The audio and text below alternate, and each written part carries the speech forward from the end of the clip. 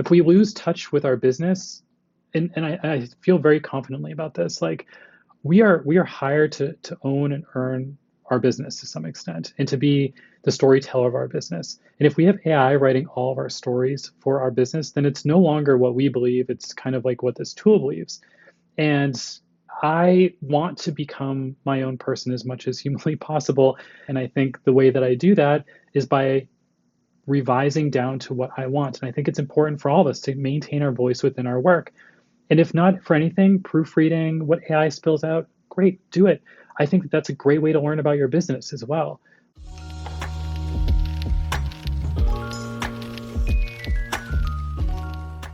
Hello and welcome to CX Heroes. Today's guest is Elise Jeanmaire.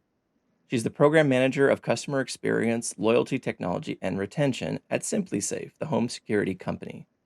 A COPC-certified CX leader with 18 years of experience, she sets enterprise support strategy around retention, advocacy, and lifetime value. Before SimpliSafe, she built and scaled support organizations across a wide range of industries, including at organizations like Dutchie, SeatGeek, Sonos, Reebok, and Nestle. Elise, thanks for joining. Yeah, thank you for having me. This is very exciting. I'm excited to have you. So you worked across all these different companies and all these different industries I just mentioned. And a lot of people tend to stick in one industry. Was there something that motivated you to change industries? And what did you learn across those different experiences? Yeah, I think in order for me to be as well developed, like I have goals, of course, and especially in the CX world and wanting to move up. And I've really tried to develop myself in as many ways as possible. I think it's a little bit of that, of just like, oh my God, I can learn something new. I want to go chase it. Or there's a problem. Like a lot of times during interview process, you'll get a good idea as to what the problem is that you're trying to solve. And you get really excited about like, oh, I have that skill set. I can handle that problem. And then there's also just the practicality of it, which is I've had a lot of great managers in my time and leaders and everything else. And through that experience, I think I've always looked at them as mentors. And I would say 90% of the positions I've ever gotten into is because one of them have pulled me in, have been like, I think you'd be perfect for this. I'm going to grab you and take you in. So I've been fortunate in that way. It's just, I think, networking and relationship building to kind of like be thrown in all these different directions and super stoked to have been able, I don't know, it's to just kind of get pulled in. Like I love the B2C to the C2C. I love retail. I love subscription based. I've been very fascinated about. I think it's one of the biggest draws I've had to SimpliSafe currently. So yeah, it's all been very, very exciting. Very fortunate to have so many different facets in my career. Got it. Yeah.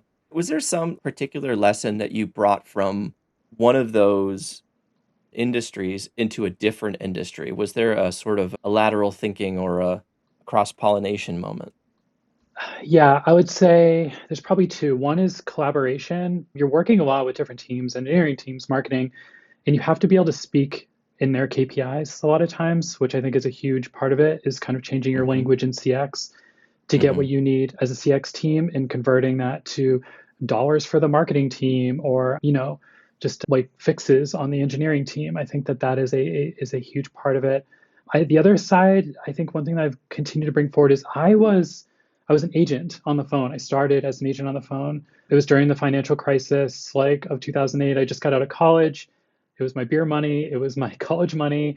And I fell in love with the ecosystem of it. It was a very rigid environment. I was taking like 80 calls a day, 4 minute handle time, upselling requirements, QA requirements, very strict attendance, 95% adherence. Like it was very, very strict in that, like really that rigid environment instilled in me and how important it is, I think, throughout my career to think of the agent as much as humanly possible in my experiences. So when I'm moving from one industry to another or from one customer experience team to another, I think the big questions I always ask is like, is this good for the customer, of course? Is this good for the agent? And, of course, is this good for the business?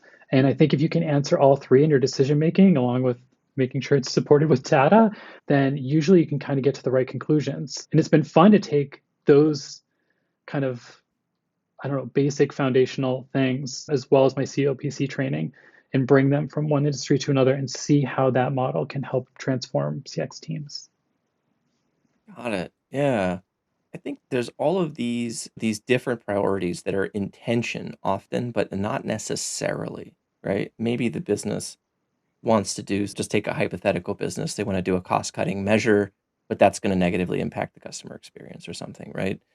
These things are often, it's hard to get a triple win, right? It's hard to say that this is going to be good for customers and business and agents. Um, and obviously that's ideal and something to strive for. Um, how do you think about balancing those things and maybe in terms of time as well, right? Because sometimes you might have to pull back a little bit on one short term to give them more long term, right? Yeah, I mean, I'm always looking at the long term, and I think I'm always picturing that ecosystem, like I said, of a CX organization, like how the KPIs fit, where scorecards fit, where BPO teams fit, how quality and CSAT can drive a flywheel of information that helps improve the service. So I'm always constantly thinking about that, and I think there are times where there are competing values, right? Like where the business may require, like, hey, we want shorter handle times, we want a particular metric, save rate, retention rate, whatever, to be so and so Hmm. high. And that, I think the hard part about that can be very difficult is making sure that you're putting the right process in that aren't going to break your system 3 months down the line. I'm thinking of, like, a good example is, like, I've had in the past a lot of people put pressure on handle time, and they're like, why don't we do skill-based routing? So we'll skill route to our best agents. Like, what an ideal, what a great idea. Well, the problem is that, yeah, you start cutting your handle time down, but after 3 months, those agents are burned out and they Right. resent the company. And now you're starting to lose some of your best agents that help kind of filter Right. knowledge back into the business. And those agents that maybe Right. don't have as much experience aren't getting the reps that they need to be able to be good in that role. So I think you have to make sure that when you are thinking about decisions, you say, like, okay, I can cut down your handle, like we can cut down handle time, we can try skill-based routing, we can do that, but I also want to make sure that any overflow is going back to our team. And yeah, we may take Hmm. a hit on handle time, but we need to make sure that these agents are evolving and that they're getting better at their work and that we're not burning out our top line too much, because we're not going to have this ability 3 6 months down the line to cut long term. And I think that that's something I'm always thinking about, is like, kind of, again, it goes back to like those rigid call center basics, the contact center basics, the scorecard, all that stuff, and really looking at that and making sure that whatever call you make, where's it going to hit elsewhere? If you're pulling handle Right. time, how's your CSAT going to be impacted? If your CSAT's impacted, are you going to get useful information for your knowledge base? And I think that that's a thing that I try to bring to leadership whenever they're like, hey, we need to cut costs, or we need to do anything else, or we need to cut handle time. I think one of the biggest benefits lately has been AI, and trying to develop ways to allow AI to maybe curb some of those particular issues without, I think, putting too much stress on your human capital at a business. Yeah, absolutely. And I think that there's this human tendency to go into to black and white, to go into binary thinking and say, "Oh, we have to cut costs and that's all there is to it," right? Or, "Oh, we have to adopt AI everywhere and use it for everything, and that's all there is to it." And obviously that's not the case. Obviously, it's this hybrid, it's understanding the tensions and the trade-offs. And I think that you've just given a great example of what maturity looks like as far as leadership and as an organization, right? Is to be able to say, oh, why are we prioritizing this metric? What are the trade offs involved? What do we expect the long term sort of total comprehensive impact to be? Not just, oh, we saved cost on this one thing, but our business is on fire, right? Yeah, and I think you should know your business well enough, like as a leader in CX, that if a leadership does come to you and say, "Hey, we want this," you could say, "Hey, we can get that, but just know at the cost of this." And I Right. think I think we, because a lot of leadership, whether it's coming from a marketing officer or a customer officer or whatever these teams are organized under, which is very different from what I've realized from one company to another. One of the Hmm. big things is they don't know your problems intimately, and I think that you have to be able to say, like, hey, if we pull this lever, just know that lever is going to break. And Hmm. you have to be realistic with your leadership. You have to be honest with your leadership, and you have to have the data to back it up, because a lot of this they don't know, and they need to be able to make a smart decision as well and partner with you. Absolutely. I think that there are so many metrics out there that one could optimize for. And there's some long time metrics that continue to be relevant today, of course. And there's some new ones that are coming out.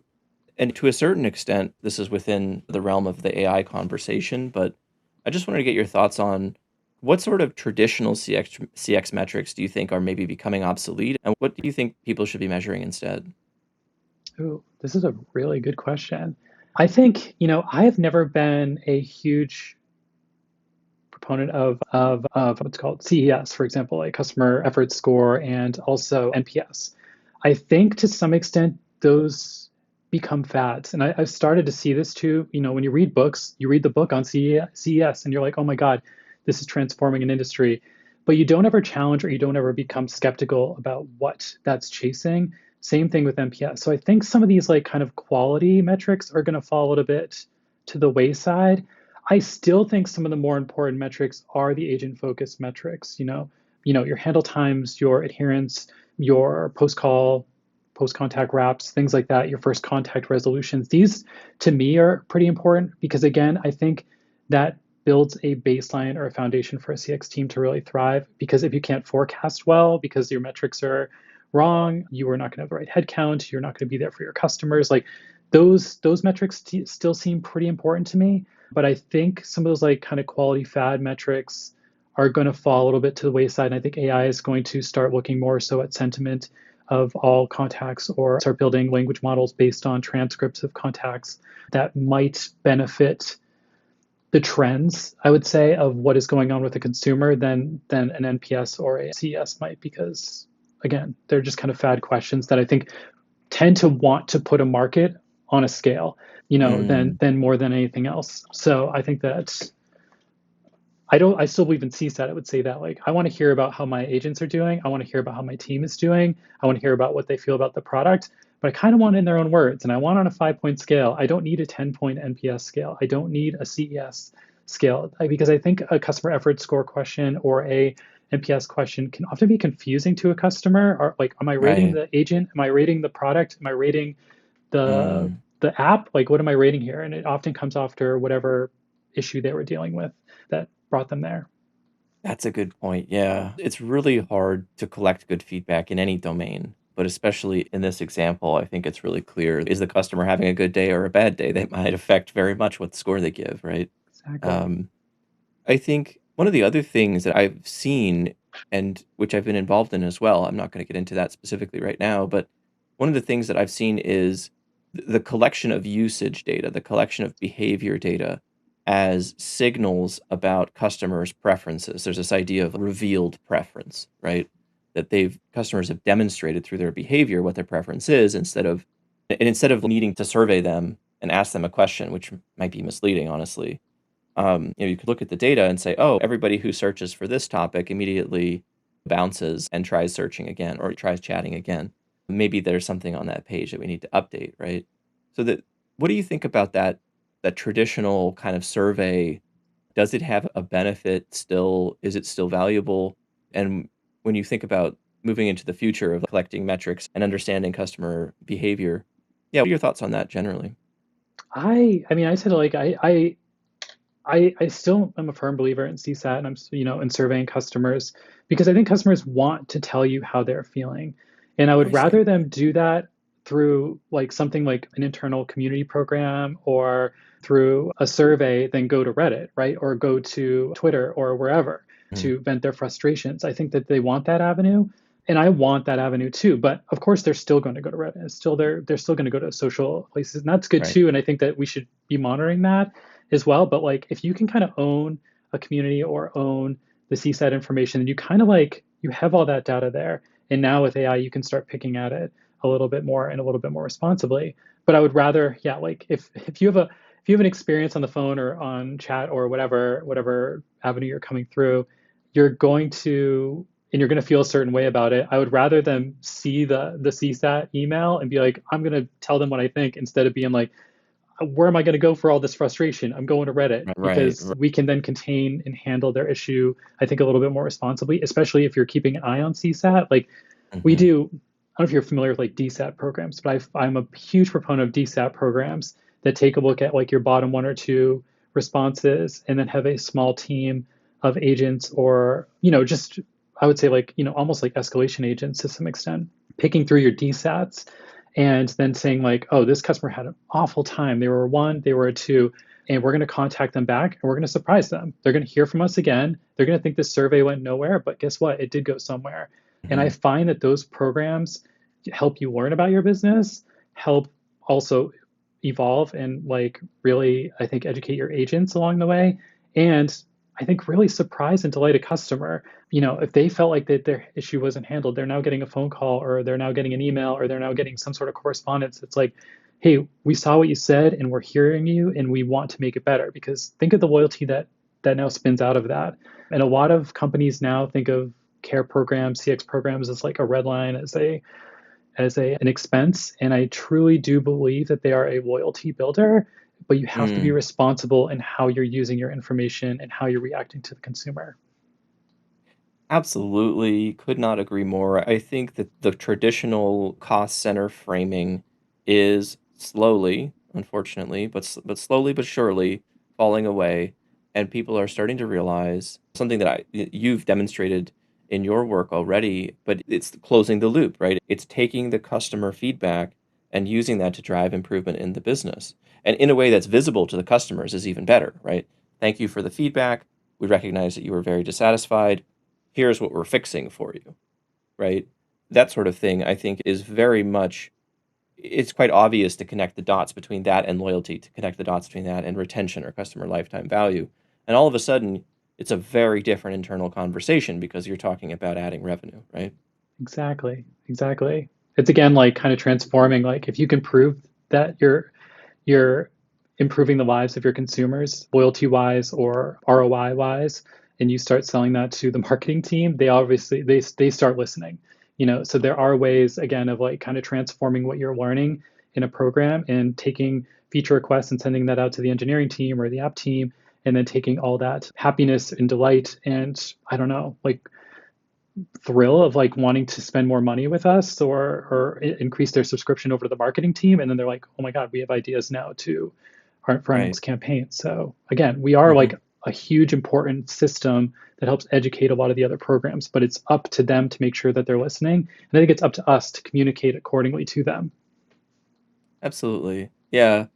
I think you mentioned the marketing team, and that's something I wanted to ask you about as well here. I think the public knowledge base or public help center or whatever you want to call it, the place where you have your public help content, that is an extremely potent marketing tool. And especially in the current environment where people are using these public AI tools more and more as their first contact point for support. If I need support with my internet service provider or something, I might go to ChatGPT or go to Claude or Google first. Um, and so where is that going to pull the information from? It's going to look for public knowledge about the company and try to answer the question. That starts to be almost like a lead channel, right? I might have questions about a problem I have. I might have product questions as well, right? I might have purchasing questions. And so there's this sort of blurring between CX and marketing, support and marketing. What do you think about those lines or boundaries, or where do you think it makes sense to say, okay, this is where our department ends and where yours begins? I mean, it really does come with building good relationships within the company, like and collaborators within the company between different departments. I Hmm. think it can be very easy for like an us versus them to start creating if the boundaries aren't quite firm, or you have someone on the other end that is like, dare I say, like kind of territorial about what Right, they're doing. And I don't think anyone is territorial in a negative way. I think it does come from usually previous experiences that they've had or right, people that they didn't trust along the way. And I think I like to come into companies and make sure that I'm kind of building that trust, building that collaboration so that it does truly become a partnership where they think, ooh, okay, like I want their first thought to be like, oh, maybe CX needs to know about this. Because I think everyone that is probably listening to this or anyone that has been on this podcast has dealt with the fact that CX usually gets forgotten. So and because of that, oftentimes we're sometimes the last to get information. Sometimes we hear from the customer first, right, and I think that that is a very devastating thing to happen. You lose trust with your customer, you lose trust with your partners, and you right. have to really build collaboration, even if it's like put a 30-minute meeting with your marketing collaborators or your engineers on your calendar every Friday, and don't even worry about whether you're going to be talking about like whatever's at hand. What do we hang out and talk about TV, or talk about the last book you read, or build some green space? Because again, like I think people, our instinct is to find the humanity in the work that we do. And right Hmm. now, with working in tech, humanity is very difficult to find. And I think if you start building Mm. those strong relationships, then you can rely on them as like trust, or build that in alternative ways. So it doesn't always have to be about the business you're talking about, but it does need to be about that relationship, because that's where you start to figure out the line, and that's where you start to keep each other top of mind. So if we're learning things or they're learning things, they're like, ooh, Elise needs to know about this, or so and so needs to know about this. So again, I think that those touch points are just critical. Kind of what we're doing right now, Ben, like just like Hmm. interpersonal, like have a little chat, and I think that goes a long way. And I think post COVID, we lost a little bit of that. So I agree with you. I really like to do a game night once a week online with friends, and now everybody's all over the country and all over the world. So online is the way to keep the friend group together. But a collaboration meeting inside of a company, even if it is a casual conversation, is absolutely valuable.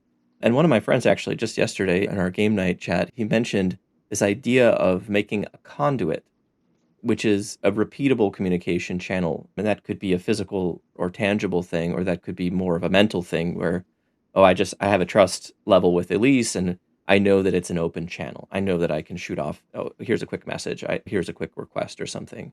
We have that level built, the conduit is built. And so going forward, that enables us to do all these other things. Um, and one of the things I've seen really successful in organizations that want to close that feedback loop, to want to have the full cycle integrated between what support is learning, what marketing is doing, what product engineering are doing, even sales, right? They have these collaboration meetings, they have these sync up meetings, cross department meetings. And it might start with something very casual, it might become quite formal, but I think that stepping up and saying, "Look, we need to have these meetings if you aren't doing them already," that's one of the biggest unlocks people can have. Is there any other advice or any other thoughts you have on the CX leader's position at the table in terms of collaboration?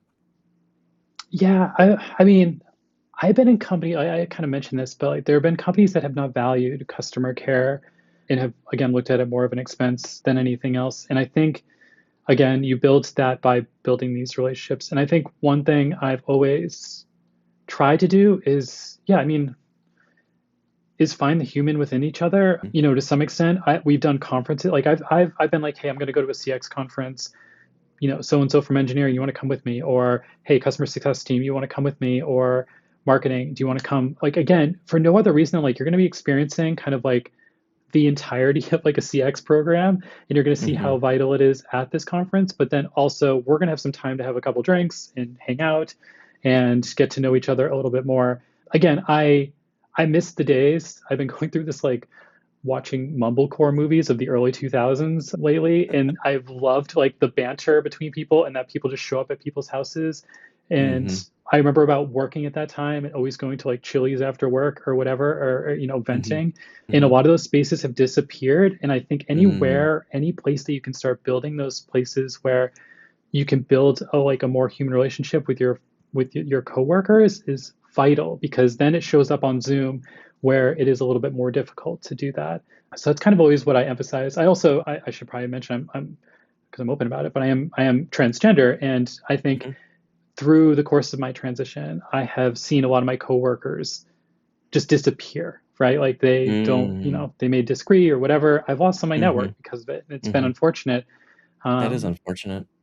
yeah, and it's also been one of the reasons why, like, I think I've explored different industries and things like that, because I've always kind of wanted to be good representation.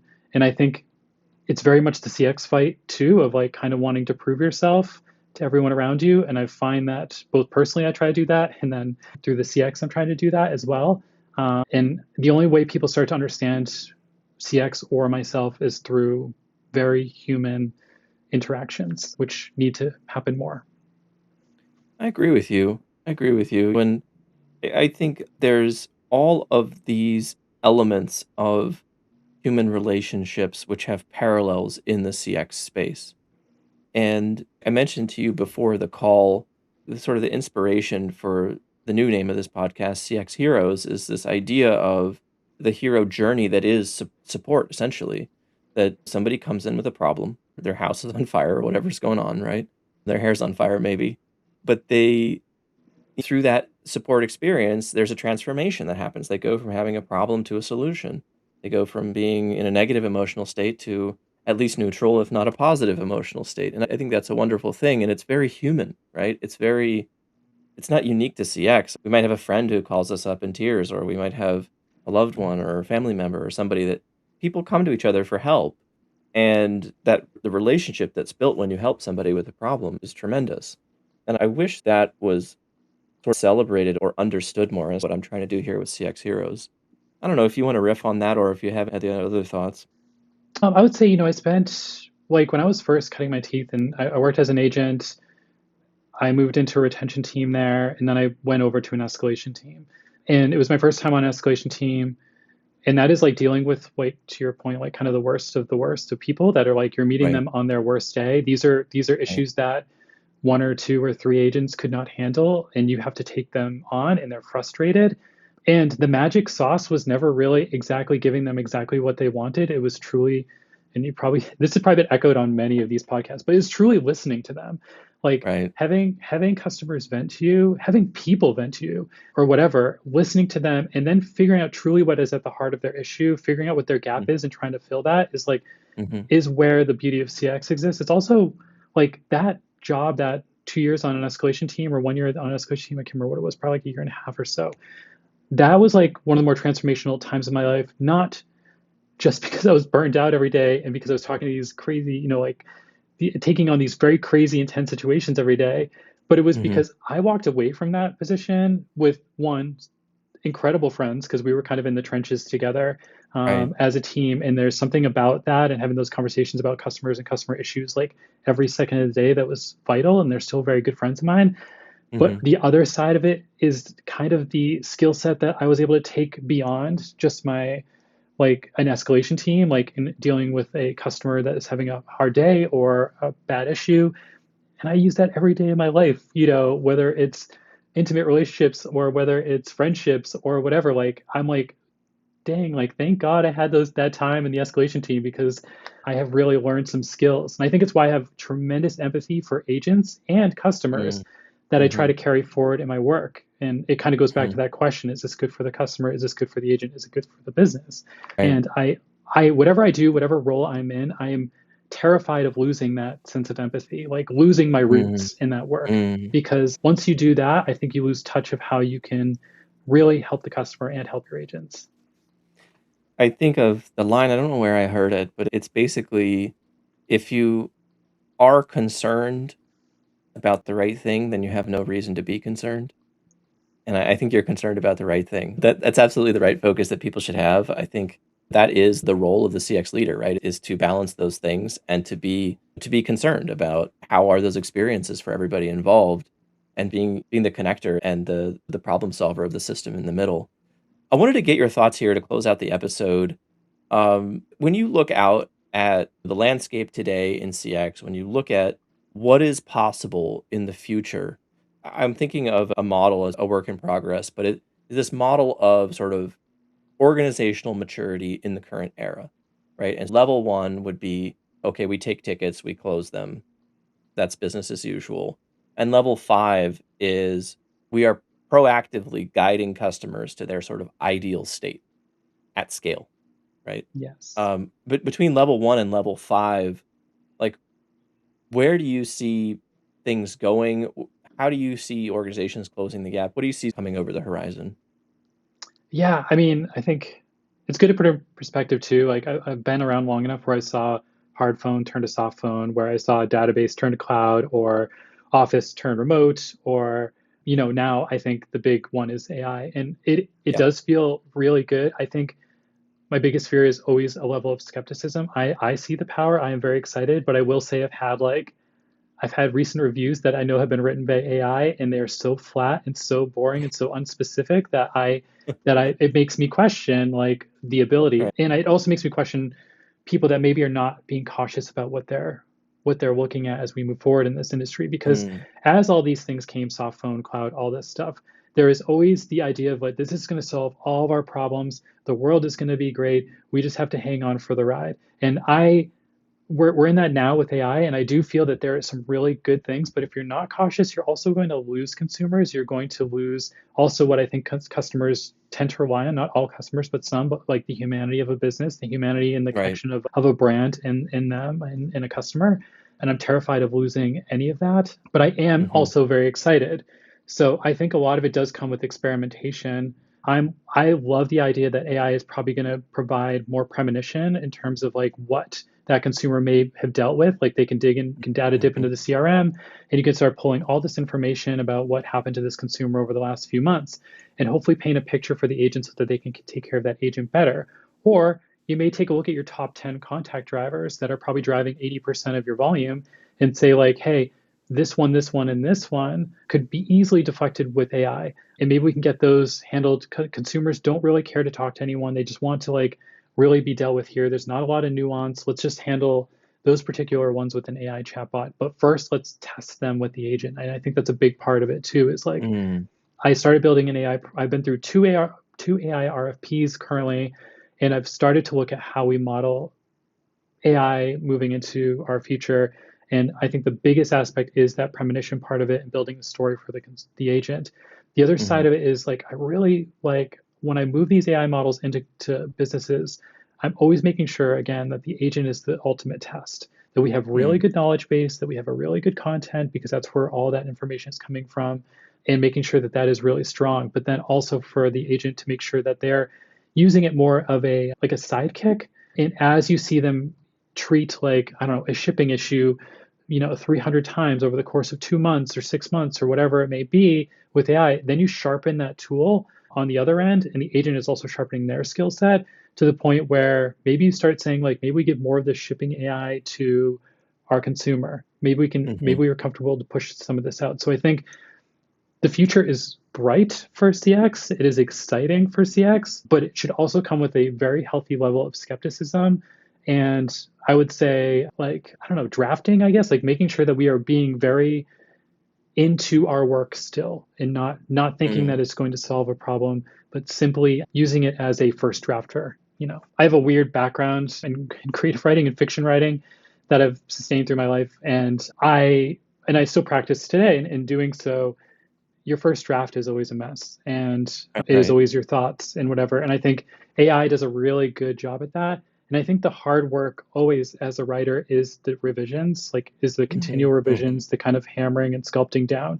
And I Right. think as long as you trust AI to provide you something that you can start to sculpt down, great, and get to something that you really feel confident about.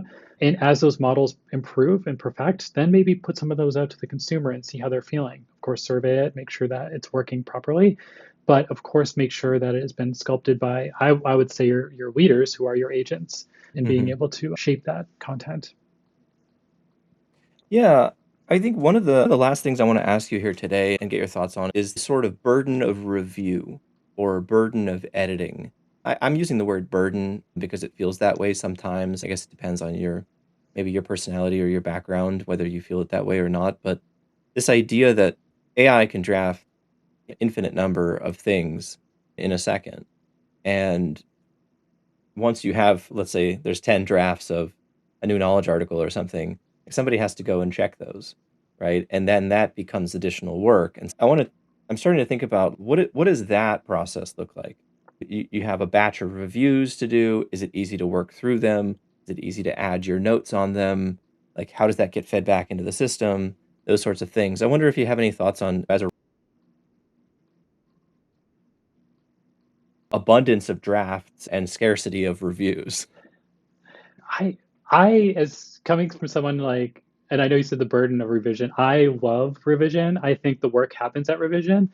So for me, I tend to enjoy it. I'm starting to see, as AI has become so common within businesses, the fatigue of revision has been on other people because you start to see in the work where it does become flat or that there's no voice to it or that the information isn't even correct. and I'm sure that I've also probably been guilty of this before in my past too, like of speeding through something and having AI solve for me. But it really is a part of the work, right? Like if we lose touch with our business, and I feel very confidently about this, like we are hired to own and earn our business to some extent and to be the storyteller of our business. And if we have AI writing all of our stories for our business, then it's no longer what we believe. It's kind of like what this tool believes. And I want to become my own person as much as humanly possible. I want to know that my skill set as a person and all this experience that I have is still worthy in this new world of AI. And I think the way that I do that is by revising down to what I want. And I think it's important for all of us to maintain our voice within our work. And if not for anything, proofreading what AI spills out, great, do it. I think that that's a great way to learn about your business as well. Like I have AI do a lot of first drafts for executive summaries on test and learns or whatever the case may be. And I find that I'm learning so much about my business by rereading and by revising, by just going through that work. And some things, of course, it makes mistakes at times, or it may say things that like it's bringing up information that I don't want to bring up, like, or it's moving away from the real theme of what I'm trying to get at. So again, I just think it's really important that we don't lose sight of that. And I think any way that we can practice that, like, you go to the gym, great, you do whatever, like we should also be practicing like conscious, intense thinking about our work, whether that is created from AI or whether we're building it ourselves. Because if we lose that muscle, then what are we here for? So, quick question before we go. What are some of your favorite books, favorite authors, or people that you think people should follow and check out? Yeah, I mean, I read a lot. I'm reading Jonathan Franzen now, which is fiction, obviously. His new Crossroads, because I heard they're going to be making it into a show of some sort. And I'm very fascinated how they're going to do that. But I do think people going back into fiction, I think, is really important. It's not because I also write it, is because there is so much. It is a clear link between another human and yourself. And I think sometimes we have to start listening to another human than we are sometimes listening to AI, for example, or a computer. And I do it too. Like I'm very much into that. So I would say, I mean, for in terms of like books that I've read, business wise, I remember Rework when that came out. It was pretty important to me. The Zappos owner was Tony Hsieh. His book was incredible. I read a lot of those and I really enjoyed them. But then I started reading a lot of books about empathy. Tuesdays with Maury, or like that kind of like feel good kind of nonfiction. I think which also helps just in terms of leveling myself outside of the digital world a little bit. So I would always recommend that. And I am a huge fan of Vonnegut. So go back, read Slaughterhouse-Five, read Mother Night, read Rosewater, read whatever. I think it is really just fun to again be reading an author through their work, Philip Roth, Franzen, whoever, and really had this connection with them and really feel another human's heartbeat through words, which I think is vital. And that feels like a real hippy dippy answer for what is a CX podcast, but read more fiction is what I'm trying to say. Okay, everybody, that episode of the CX Heroes podcast just got a little bit of technical difficulties at the end. And so my part got cut off there. I just wanted to say a big thank you to Elise for coming on and recording. And I think it was a great episode that you're going to enjoy. If you want to hear more from Elise, please check her out online. It's Elise Jeanmaire at LinkedIn. We'll have her links and details in the description as well. And I look forward to seeing you next time on CX Heroes.